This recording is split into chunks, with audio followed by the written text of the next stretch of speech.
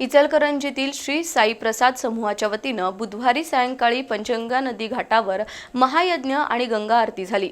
मंत्रोच्चार आणि धार्मिक विधी, आकर्षक विद्युत रोषणाई आणि नयनरम्य आतषबाजीमुळे बुधवारी पंचगंगा नदी काठावर उत्साहाचं वातावरण निर्माण झालं होतं। या कार्यक्रमासाठी नदी घाट नागरिकांच्या गर्दीनं फुलून गेला होता। माजी आमदार सुरेश हळवणकर यांच्या वतीनं यंदा इचलकरंजी सेवा सप्ताहाचं आयोजन करण्यात आलंय। त्याचाच एक भाग म्हणून माजी उपनगराध्यक्ष सुनील महाजन यांच्या मार्गदर्शनाखाली श्री साई प्रसाद समूहानं इचलकरंजीतील पंचगंगा नदी घाटावर बुधवारी महायज्ञ आणि गंगा आरतीचं आयोजन केलं होतं।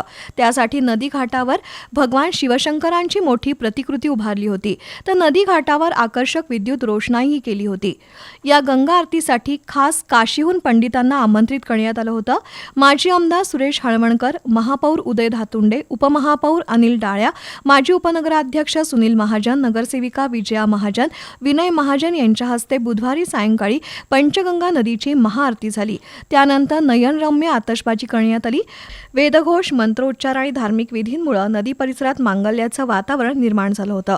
या कार्यक्रमाला अशोक स्वामी, विठ्ठल चोपडे, सतीश मुळीक, अजित जाधव, बाळासाहेब कलागते, राजू बोंद्रे यांच्यासह भाजपचे पदाधिकारी, कार्यकर्ते आणि नागरिकांनी मोठी गर्दी केली होती।